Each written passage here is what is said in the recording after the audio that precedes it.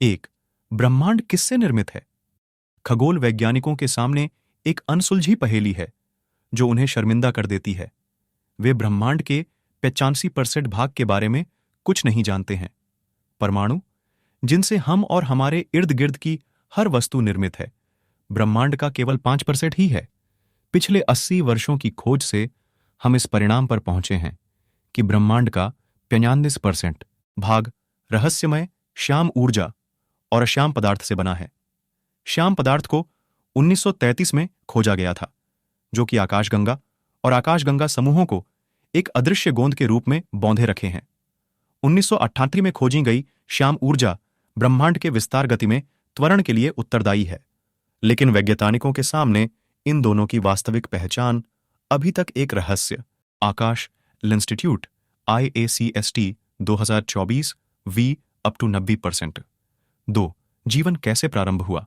4 अरब वर्ष पहले किसी अज्ञात कारक ने मौलिक आदिम द्रव्य प्रीमोर्डियल सूप में एक हलचल उत्पन्न की। कुछ सरल से रसायन एक दूसरे से मिल गए और जीवन का आधार बनाया।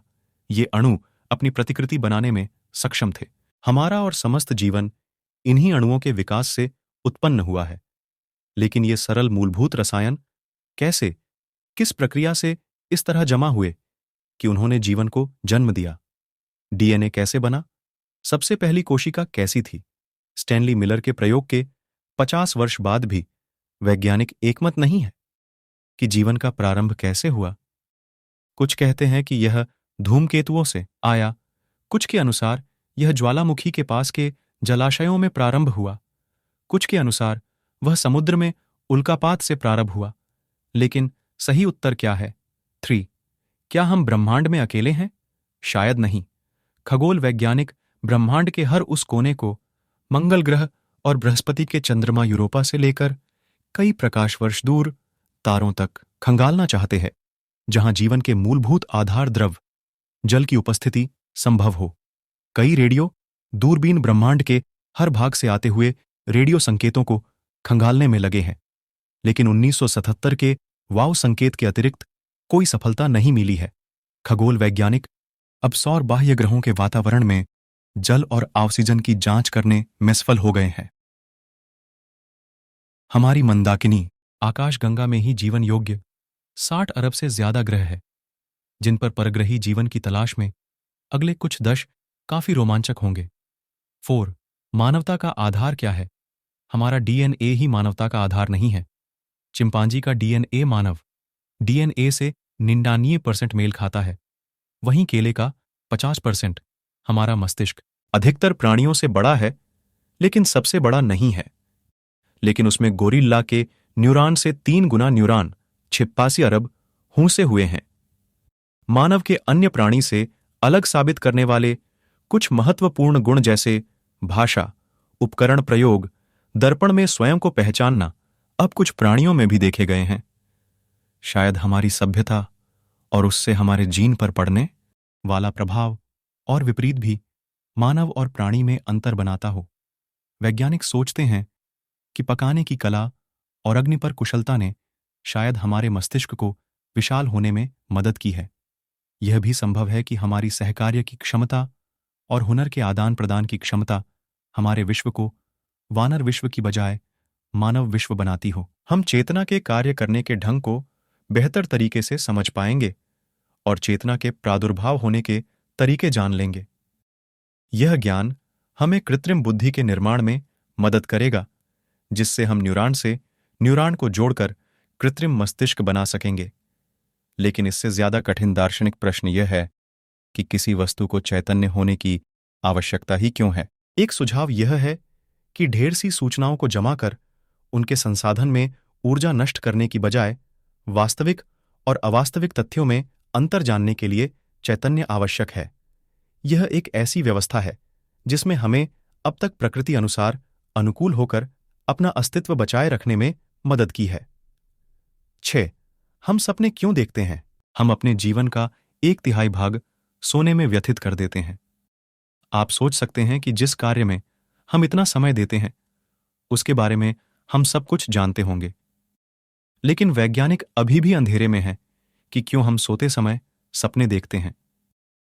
सिगमंड फ्रायड को मानने वालों के अनुसार स्वप्न हमारी दमित इच्छाओं के कारण आते हैं और अधिकतर यौन आकांक्षाओं से हम अपने जीवन का 1/3 भाग सोने में व्यतीत कर देते हैं।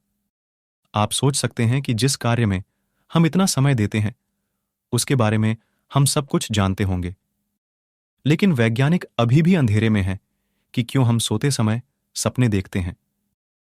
सिगमंड फ्रायड को मानने वालों के अनुसार स्वप्न हमारी दमित इच्छाओं के कारण आते हैं और अधिकतर यौन आकांक्षाओं से जुड़े होते हैं। कुछ अन्य लोगों का मानना है कि स्वप्न कुछ और नहीं, हमारे मस्तिष्क द्वारा सोते समय बेतरतीब रूप से संकेतों का भेजा जाना है, जो एक माया जाल जैसा उत्पन्न करता है।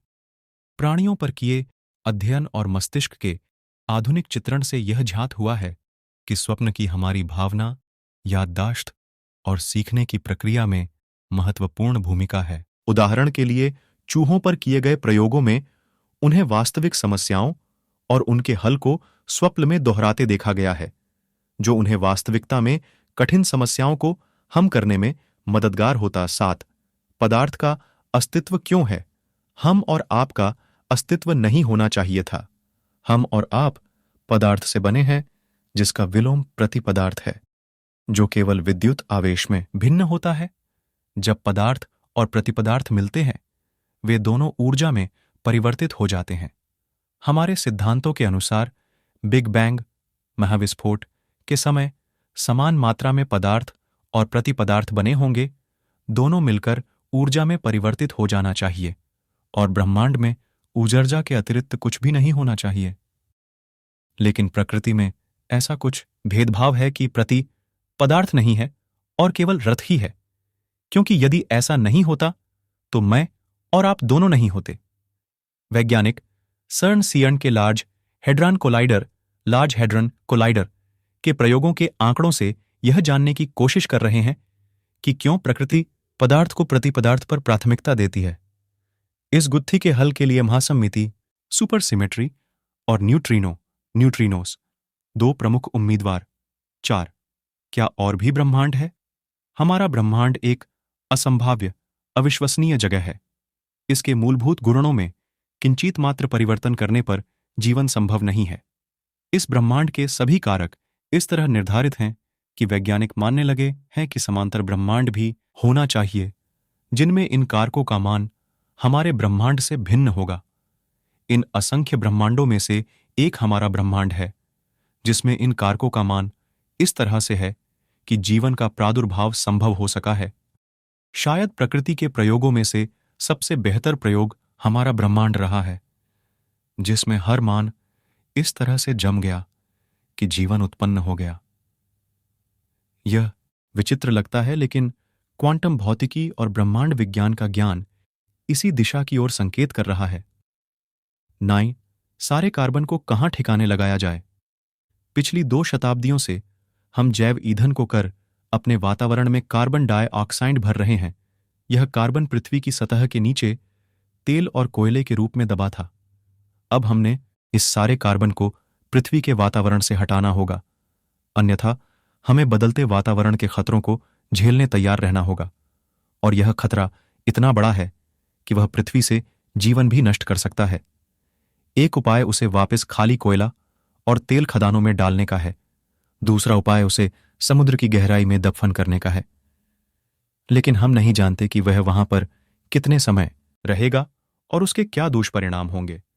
तब तक हमें प्राकृतिक और टिकाऊ कार्बन के भंडार जैसे जंगल और कोयले को संरक्षित करना होगा, और ऊर्जा निर्माण के वैकल्पिक मार्ग ढूंढने होंगे जो हमारे पर्यावरण को नुकसान न पहुंचाएं। दन सूर्य से अधिक ऊर्जा प्राप्ति के उपाय। क्या जीवाश्म ईंधन की आपूर्ति हमेशा के लिए नहीं है? हमें अपनी जरूरतों के लिए ऊर्जा के नए मार्गों की खोज करनी होगी। हमारा नजदीकी सितारा सूर्य एक वैकल्पिक उपाय है।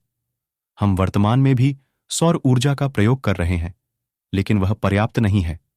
एक दूसरा उपाय सूर्य प्रकाश की ऊर्जा से जल को ऑक्सीजन और हाइड्रोजन में भंजित कर स्वच्छ ईंधन की प्राप्ति है, जो हमारी कारों के इंजन में प्रयोग में लाई जा सकती है। वैज्ञानिक पृथ्वी पर सूर्य के निर्माण का प्रयास भी कर रहे हैं, जो कि सूर्य पर ऊर्जा के उत्पादन की प्रक्रिया अर्थात नाभिकीय संलयन पर आधारित ऊर्जा उत्पादन केंद्र होंगे। आशा है कि यह हमारी ऊर्जा का भविष्य होगा। 11 अभाज्य संख्याएं विचित्र क्यों है? यह एक तथ्य है कि आप इंटरनेट पर सुरक्षित IACST स्कॉलरशिप रूप से खरीदारी अभाज्य संख्याओं के विचित्र गुणधर्मों के कारण ही कर सकते हैं। भाज्य संख्याएं एक और स्वयं से ही भाज्य होती है। इंटरनेट की सुरक्षा पब्लिक की एन्क्रिप्शन से होती है, जो आपकी सूचनाओं को इस तरह से कुटलेखित एन्क्रिप्टेड कर देती है कि उसे कोई और समझ नहीं सकता है। यह पब्लिक की एन्क्रिप्शन प्यूबिक की एन्क्रिप्शन प्रक्रिया अभाज्य संख्या पर आधारित होती है। हमारे दैनिक व्यवहार में प्रयुक्त होने वाली यह अभाज्य संख्या एक पहेली सी बनी हुई है। इन अभाज्य संख्याओं में एक विचित्र पैटर्न होता है जिसे रेमन हाइपोथेसिस कहते हैं। यह कई शताब्दियों से महान गणितज्ञों को चुनौती देते आई है। अभी तक एक अनसुलझी पहेली बनी अभाज्य संख्याएं इंटरनेट पर राज्य कर रही है। इस पहेली का सुलझना इंटरनेट सुरक्षा अंत होगा। 12 जीवाणुओं को कैसे मात दी जाए? एंटीबायोटिक आधुनिक चिकित्सा प्रणाली का एक चमत्कार है। सर अलेक्जेंडर फ्लेमिंग की नोबेल पुरस्कार विजेता खोज ने एक ऐसी क्रांति उत्पन्न की जिससे मानव जाति ने अनेक खतरनाक बीमारियों से निजात पाई। इसी से शल्य चिकित्सा, अंग प्रत्यारोपण और कीमोथेरेपी संभव हो पाए। लेकिन अब यह वरदान खतरे में है। यूरोप में हर वर्ष 25,000 से ज्यादा मौतें ऐसे जीवाणु से हो रही हैं जिसने एकाधिक एंटीबायोटिक दवाइयों से प्रतिरोध क्षमता विकसित कर ली है। नए एंटीबायोटिक वयों की खोज रुकी हुई है और हम एंटीबायोटिक दवाइयों के दुरुपयोग से हालात को और कठिन बनाते जा रहे हैं। अमेरिका में 40% एंटीबायोटिक दवाएं मांस उत्पादन के लिए जानवरों को दी जा रही हैं। DNA अभियांत्रिकी में नई खोजों से हम कुछ ऐसी दवाएं बना पा रहे हैं जिनका प्रतिरोध उत्पन्न करना जीवाणुओं के लिए कठिन है। अच्छे जीवाणुओं के प्रयोग से भी हम इस युद्ध में जीत हासिल कर सकते हैं। हमसे 3 अरब से भी ज्यादा आयु के इस दुश्मन से हमारी लड़ाई जारी है। 13 क्या कंप्यूटर की गति बढ़ते जाएगी? हमारे टैबलेट और मोबाइल फोन ऐसे नए कंप्यूटर है जो 1959 के चंद्रयान अपोलो 11 के कंप्यूटर से भी कई गुना शक्तिशाली है। हम अपनी जेबों में रखे जा सकने वाले इन कंप्यूटरों की क्षमता को किस तरह से बढ़ाते रह सकते हैं? एक कंप्यूटर चिप में ट्रांजिस्टरों की संख्या की बढ़ोतरी की भी एक सीमा है। यह सीमा अभी तक नहीं पार हुई है, लेकिन वह समय ज्यादा दूर नहीं है। उसके पश्चात वैज्ञानिक नए पदार्थों में संभावना ढूंढ रहे हैं, जैसे ग्रेफाइट जैसा पतला कार्बन या नए तरह के कंप्यूटर जो क्वांटम कंप्यूटिंग आधारित हों। 14 क्या हम कभी कैंसर को हरा पाएंगे? संक्षिप्त उत्तर है नहीं। कैंसर एक अकेली बीमारी नहीं है, यह सैकड़ों बीमारियों का एक समूह है और यह डायनासोर के जमाने से है। इसके पीछे कारण हमारी जीन में छुपा हुआ है। ये जीन हमारे शरीर का मानचित्र होते हैं और इस मानचित्र में किसी गलती से कैंसर होता है। यह खतरा हमारे अंदर ही होता है और इससे बचा नहीं जा सकता है। जितना ज्यादा हम जीवित रहेंगे, कैंसर होने की उतनी ज्यादा संभावना रहेगी। कैंसर एक जीवित समस्या है और विकसित होते रहेगी। जीनेटिक्स के जटिल अध्ययन से हम इस बीमारी के बारे में ज्यादा जान रहे हैं। इसके होने के कारण पता चल रहे हैं, साथ ही हम इससे बचने और चिकित्सा के बेहतर तरीके झांत हो रहे हैं। वर्तमान में आधे से ज्यादा कैंसर, लगभग 37 लाख पीड़ित की रोकथाम संभव है। धूम्रपान छोड़ दीजिए, खानपान पर ध्यान दें, सक्रिय रहे और दोपहर की धूप में ज्यादा सूर्य किरणों से बचें। 15 कब मैं रोबोट रसोइयां रख पाऊंगा? वर्तमान में रोबोट आपको खाना परोस सकते हैं और आपके सूटकेस उठाकर चल सकते हैं। आधुनिक रोबोट किसी विशिष्ट कार्य के लिए बने। प्रश्न है जो अपने आप में भानुमति का पिटारा है। आइंस्टाइन के सापेक्षतावाद के सिद्धांत के अनुसार एक महाकाय तारे की मृत्यु के समय उसके केंद्र के एक बिंदु तक सिकुड़ जाने से श्याम विवर बनता है। इसका घनत्व अत्यधिक होता है और गुरुत्वाकर्षण इतना बलशाली कि प्रकाश भी नहीं बच सकता है। इस सापेक्षतावाद के साथ क्वांटम भौतिकी भी कार्य करती है। लेकिन क्वांटम भौतिकी और सापेक्षतावाद के सिद्धांत एक साथ लागू नहीं किए जा सकते हैं। दोनों विरोधाभासी हैं। दोनों के एकीकरण के प्रयास चल रहे हैं, लेकिन अभी तक कोई सफलता नहीं मिली है। हाल ही में एम स्ट्रिंग सिद्धांत एक उम्मीदवार के रूप में उभरा है, जो शायद ब्रह्मांड की इस सबसे विचित्र कृति के रहस्य को हल कर सके।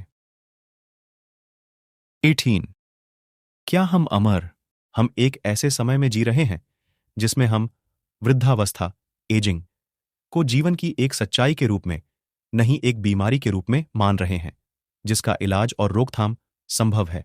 इलाज और रोकथाम पूरी तरह संभव नहीं हो तो कम से कम एवं लंबे समय तक इसका टालना संभव है।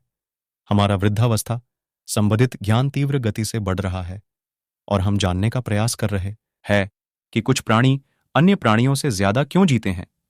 अभी हम सब कुछ नहीं जानते हैं, लेकिन हम डीएनए क्षति, वृद्धावस्था का असंतुलन, चयापचय प्रक्रिया, प्रजनन क्षमता तथा इन सभी को संचालित करने वाले जीन के बारे में पहले से बेहतर जानते हैं और इसे दवाओं के जरिए नियंत्रण में लाने के करीब हैं।